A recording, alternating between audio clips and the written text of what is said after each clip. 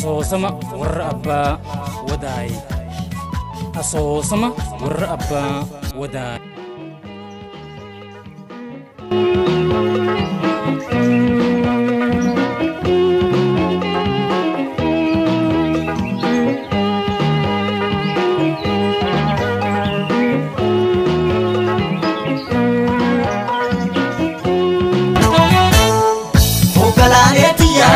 Kutiona bandida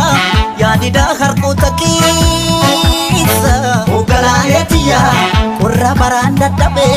murma ke jalatanensa Algaloto gunnalen kantu fal algaloto garam pichu turi algaloto galam finfinne se Algaloto silaka jalala algaloto walin ram faganu algaloto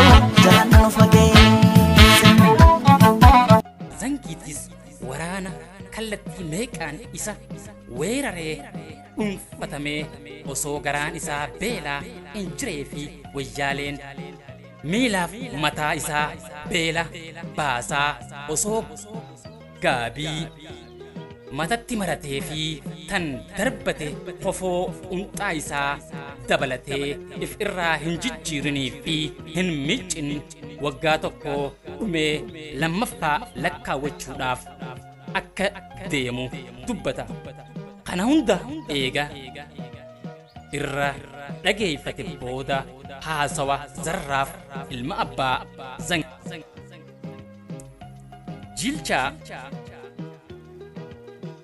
Jilchaan dhaan achuma mooraa bulchaa loonii san bira wajjiin bulanii aannaniis obaasee nyaataas nyaachisee uffatallee irraa jijjiiruu baatu ganama abbaa isaa Jilchaa abbaa gadaa bira geessee akkanatti namicha kana arkee irraa odeeffadheetiin garaa nahee fide je'ee itti himee biraa deebi'e. Abbaan gadaa Jilchaanis dubbii tamtuu tam dura dhumuu qabaa fi tamtuu tam dursaan addaan gaggeessaa waan jiruuf Zarraaf ilma abbaa Zangii kan qixa isaatiin zaawuyyaa jala miila diriirfatee taa'u gad mil'ateetii bo namicha je'een Zarraafis if dagatee keessattis aduu ooyifachaa waan jiruuf miila diriirfatee jirus ol butateetii ija faffacaasee Nabanga je'een simbana jeen deebisee abbaan gadaatis osoo inni gaafii duraa hin deebisin isa dhufte maqaan kee je'eenii gaafate ammaas abbaan gadaa maqaan kee Zarraaf ilma abbaa Zangiite je'een abbaan gadaa Jilchaanis fuula namichaa keessaas laalee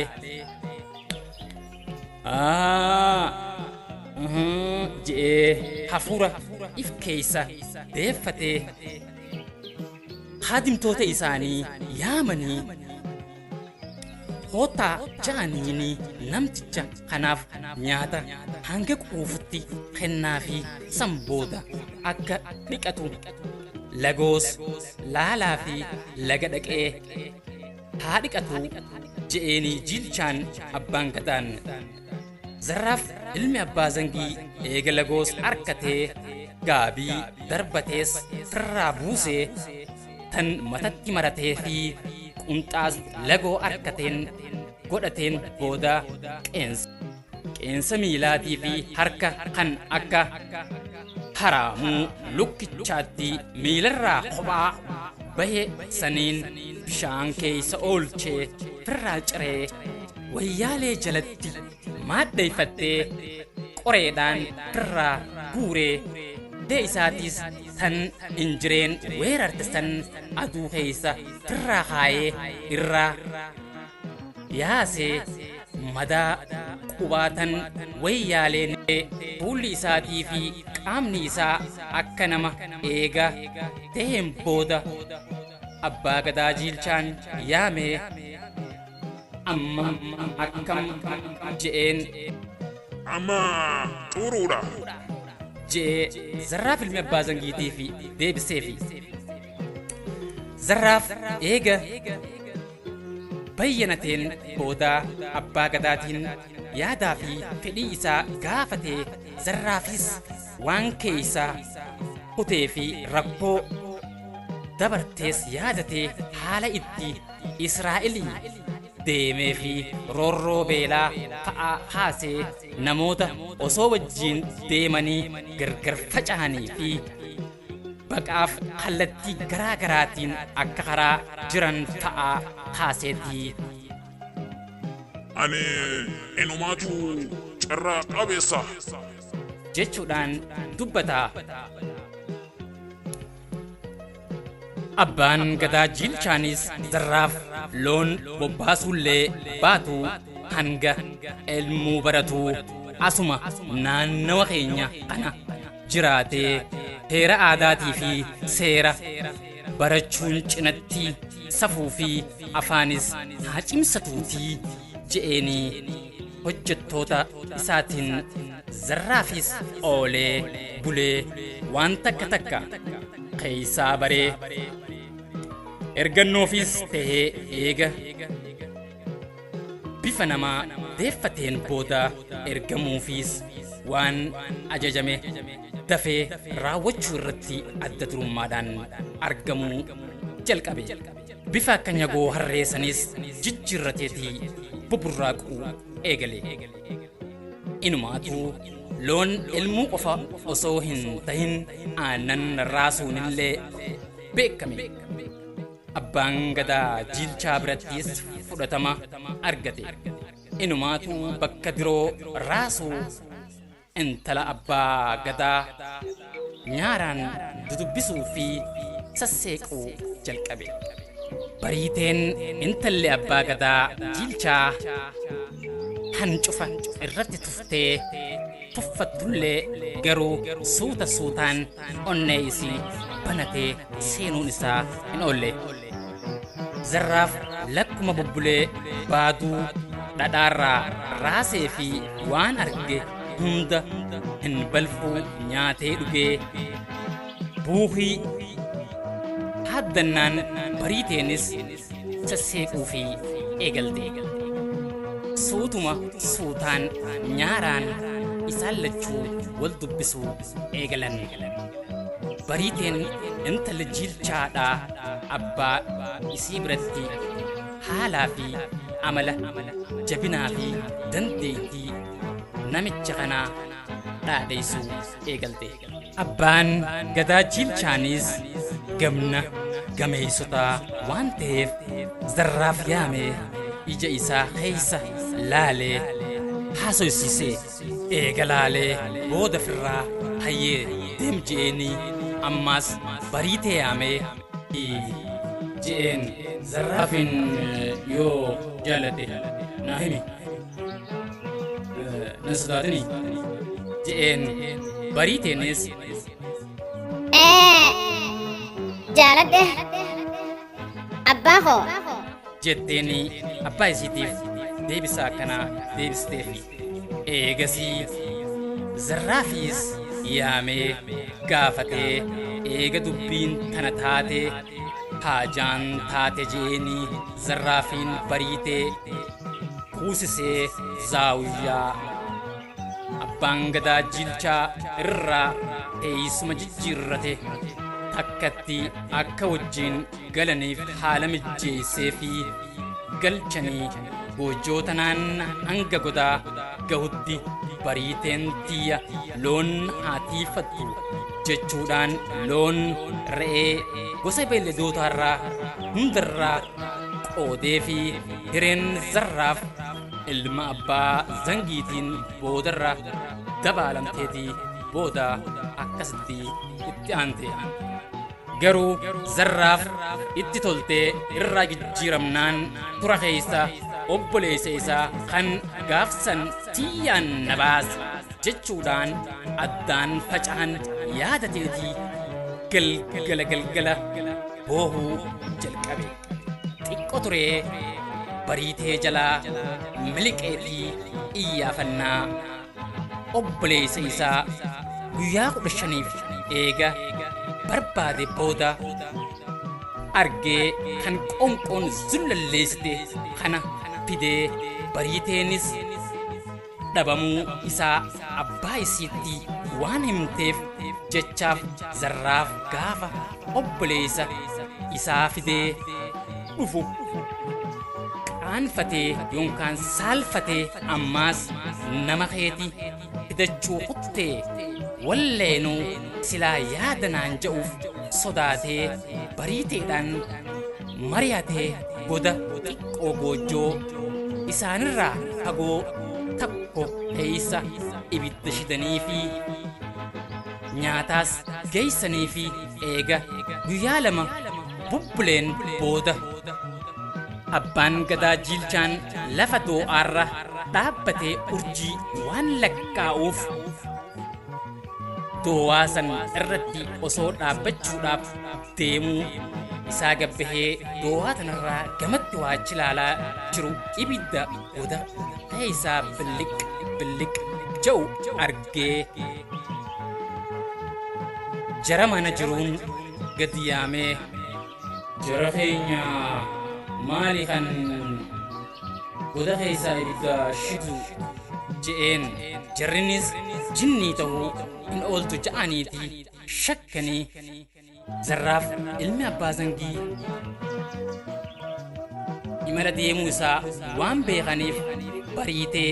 gaafachuuf dhaqnaan bariiteenis obboleessa Zarraaf akka ta'e itti himte. Abbaan gadaa ajaa'ibumaa nu qabate jechaa soddaa isaa yaamee isinitti rakkate moo maaliif keessumaa godaa geessitan je'een. Lakki an waan beeku isuma gaafadhu jetteen bariiteen intalti abbaa gadaatis. Abbaan gadaatis deemaa gudda na bira haa bulu je'eenii if bira eega bulchee booda kun kan Zarraaf daranii soddaan sodaadhaa jechuudhumaaf malee wayyaaleen isarraa buutu ganda meeqa ni fixxi. Abbaan gadaa aarii buufatee eega oolee buleen booda guyyaa tokko yaamee je'een maqaan kee eenyu je'eenii baloo ilma abbaa Zangiiti je'een. Namtichinis deebiseefi obboleeyyan haadhaa fi abbaan keessan tokkuma je'een. Ammaas abbaan gadaa deebisee nuti warri Israa'el baqannee beelaan wallaallee waan uffataa fi dhiqannaa dhiifnee jirra. Warreen biyyoota Arabarraa facahanis daran lubbuu tiyyaan nabaasii keessa jiran je'ee eega dubbateen booda immoo akka baqaaf hedduun isaanii karaa jiranii fi as gahaa jiran dubbataa. Abbaan gadaa Jilchaanis haasawaa isaa dhaggeeffatee naatoon isaa itti dhagahamtee haa ta'uu malee bishaan wahirra laga cehaa akkuma jaan Balaw ilmi abbaa Zangii waggaa 4 hanga 5 eega taa'een booda obboleessi isaa Zarraaf haadha manaa isaatiin mari'atee obboleessa Balaw akka obboleettii isaa jaalatuu fi fedhu Balawiif obboleettiin isii mari'attee fi bariiteen sossobdee eega jaalala obboleessa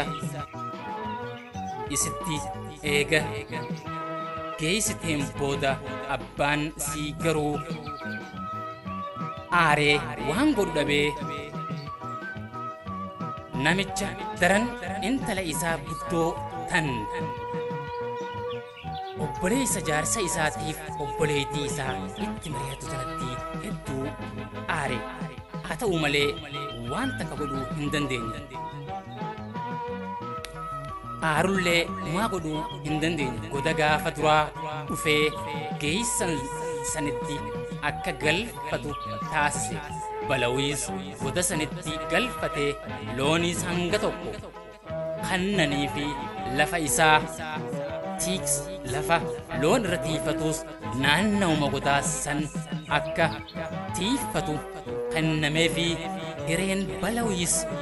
booddeen intala abbaa gadaatiin dabaalamteetii akkanatti hafte. eega shirri intalti abbaa gadaa jiilchaa xaxxe obboleettii isii tan haftellee ilmaan abbaa zangiitti booda aansite hiree isaanii ilmaan warra abbaa zangii lamaanuu rabbiin dirmatee fi weerara injireetii fi beelaa rakkoo hamtuu san keeysaa baasee uumaan dirmatee fi uumaan garaa xaliilaa hundaafuu numa dirmata. hiree warra abbaa zangii eegatana taateen warri abbaa wadaay hoo eessatti booda aanteen hundaafuu gaaffii haa taatu.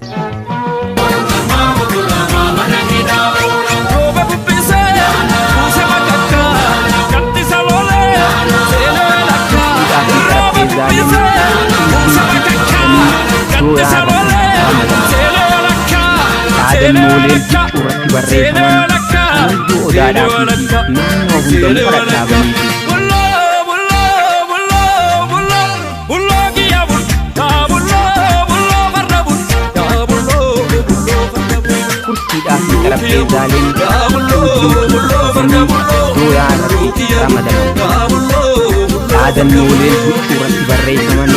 amayyuu odaadhaatii fi naannoo hundamu kadhadhaabanii